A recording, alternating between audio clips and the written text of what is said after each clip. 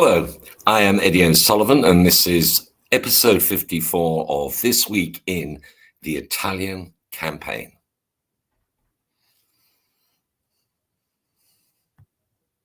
The first 2 weeks of September, the Eighth Army, which had broken through the Gothic line earlier in the month, had advanced on the Adriatic front. It made contact with the Rimini line north of the Ausa River on the 15th of September. On the Fifth Army front, which stretched 70 miles from the sea, plans had been finalised for the second phase of the Allied attack on the Gothic line and the advance to the Po Valley to end the war in Italy.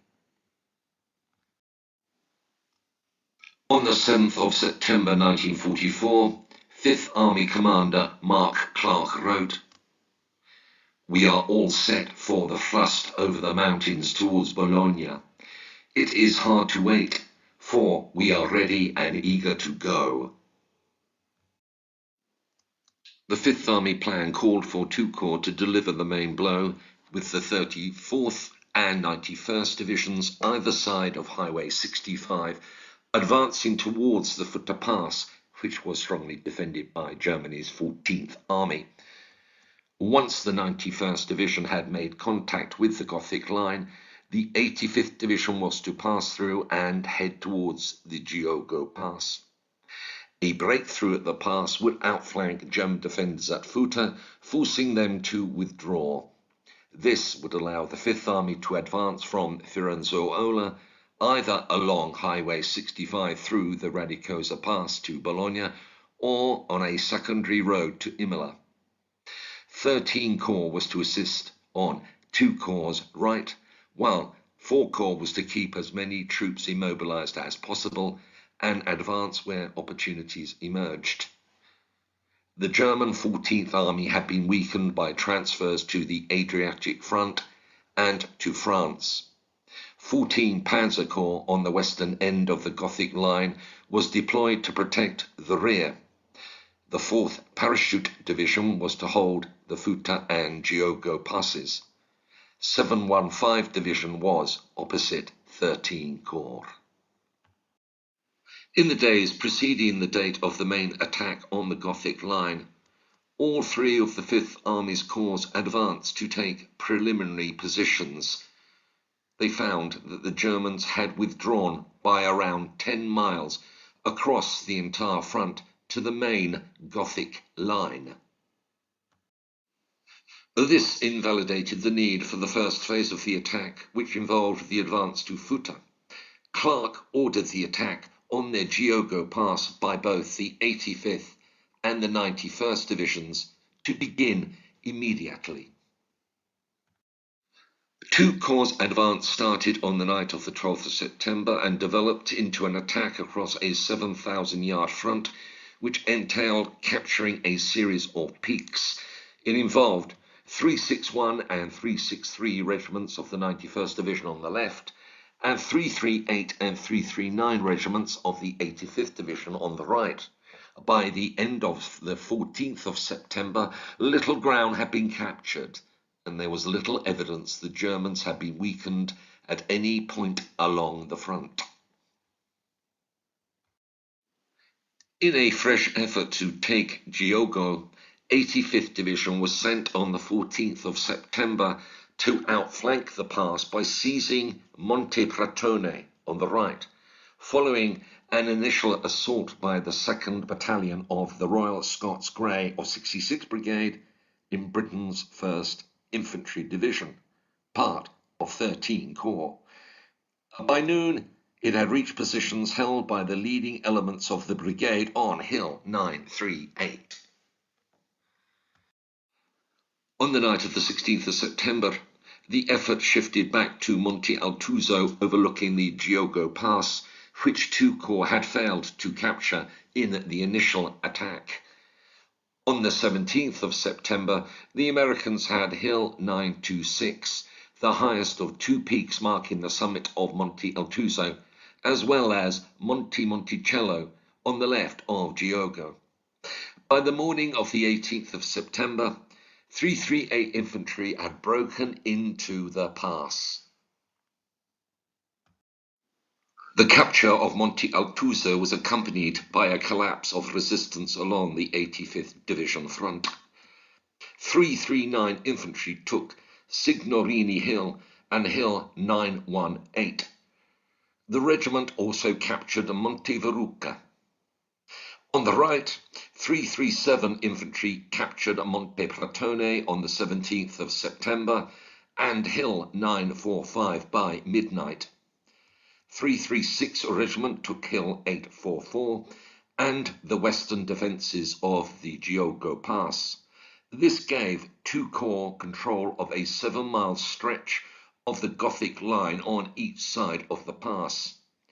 This forced 4th Parachute Division to withdraw north of the Santerno River. 337 Regiment crossed the Santerno at San Pellegrino on the 20th of September. 85th Division advanced to capture Firenzuola on the 21st of September.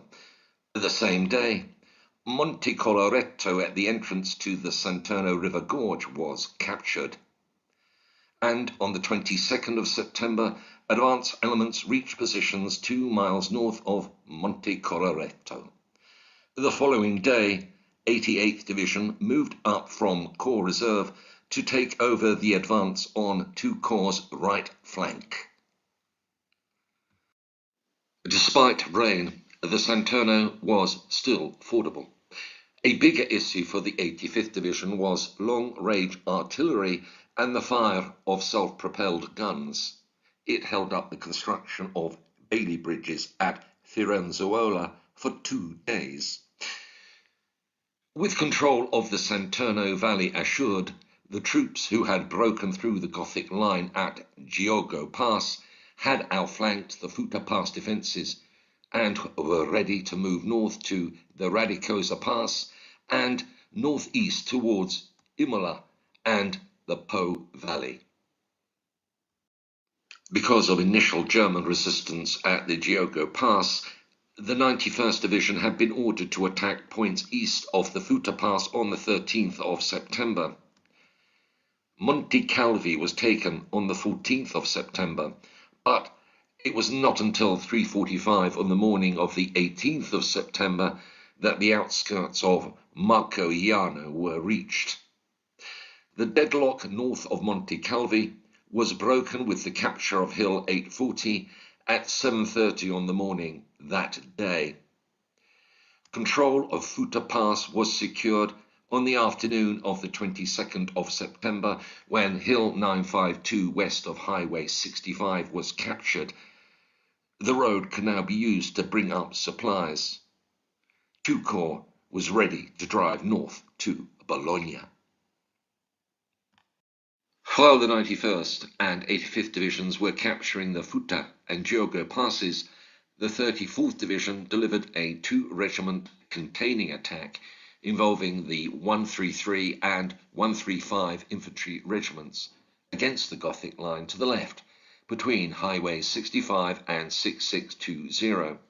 From the 13th of September, 133 Regiment was engaged in a struggle to break through the defences on Torricella Hill, held by the German 334 Grenadier Division. It took the hill on the 21st of September. On the left, 135 Regiment took Monte Frassino. By the 22nd of September, German resistance was weakening. Monte Citerna was taken that day.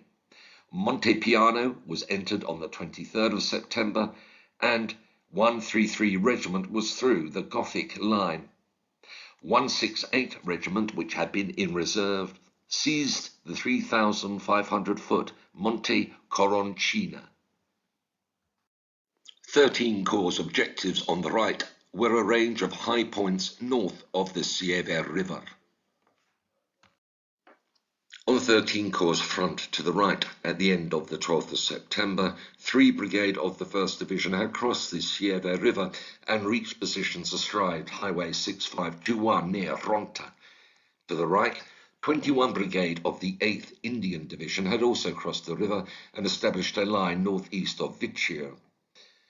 After the 85th Division had taken Monte Platone, Germany's 715 Grenadier Division withdrew along the 1st Division front. 66th Brigade found Monte Paganino unoccupied on the morning of the 20th of September. Two brigades seized a high point overlooking Casaglia Pass on the 21st. This permitted the 1st Division to enter the pass without opposition. The next day, both brigades made substantial gains. 66th Brigade occupied Monte Casolano east of the Casaglia Pass, and 2 Brigade had patrols beyond Monte Carnovallone. The flanking operation by the 8th Indian Division began with 21 Brigade taking Monte Veruca. The brigade's attack continued on the 14th to the western approaches of Alpi di Vitigliano. The next day, 21 Brigade overcame resistance on Alpi di Vitigliano. 17 Brigade captured Monte Stellato on the morning of the 16th of September. The attack on the Femina Mortefice was launched by 17 Brigade's 1st, 5th Royal Gurkha Rifles from north of Monte Stellato on the 18th of September. It was taken after 5 hours fighting. 19 Brigade reached a high point to the north of Monte Pesciana on the 19th. On the right of 13 Corps front, the 6th Armoured Division had reached Dicamano on the 10th of September.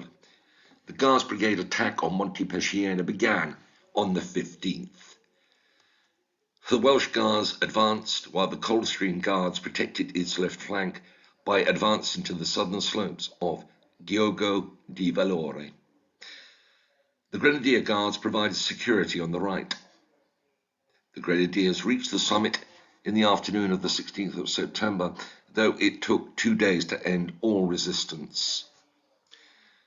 The capture of Monte Pesciana and its surrounding high ground, together with the advance of the 8th Indian Division, freed Highway 67 from the threat of observed fire. This permitted engineers to begin work on repairing the highway, which ran through the northern Apennines to Forlì in the Po Valley. 61 Brigade relieved the Guards Brigade on the 19th of September. On the 22nd, patrols found the area south and east of San Godenzo Pass was clear of Germans. The 6th South African Armoured Division had the task of protecting 2 Corps' left flank. From the 12th of September, its 3 brigades probed toward the Gothic line. The heaviest fighting involved the 11th South African Armoured Brigade seizing a line of 3,000-foot mountains 8 miles north of Prato.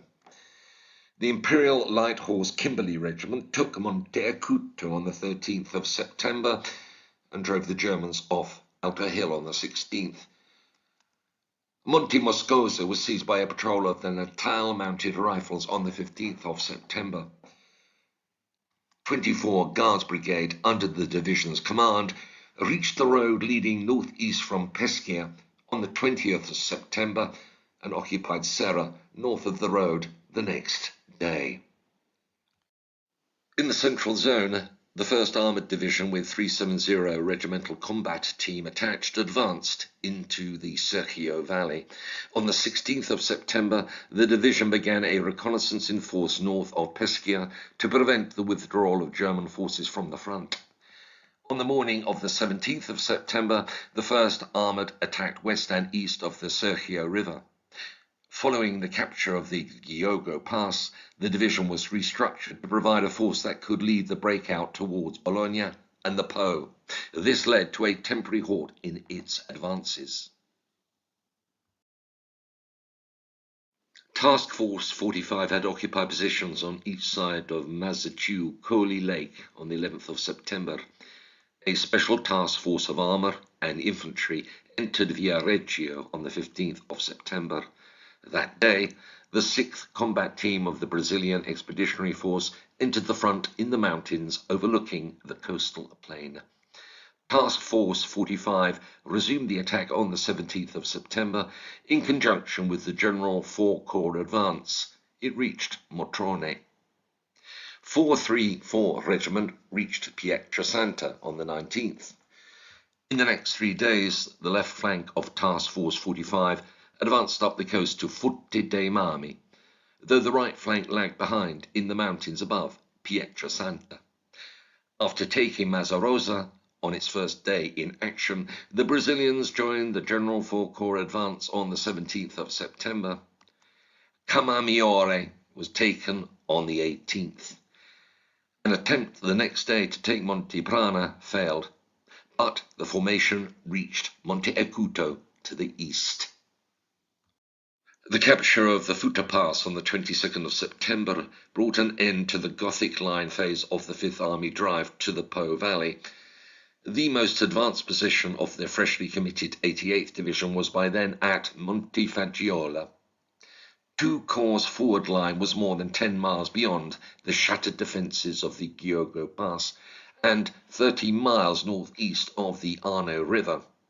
All units of 2 Corps and 13 Corps were through the Gothic line on a 30-mile front extending from Vernio on Highway 6620 to the San Codenso Pass on Highway 67.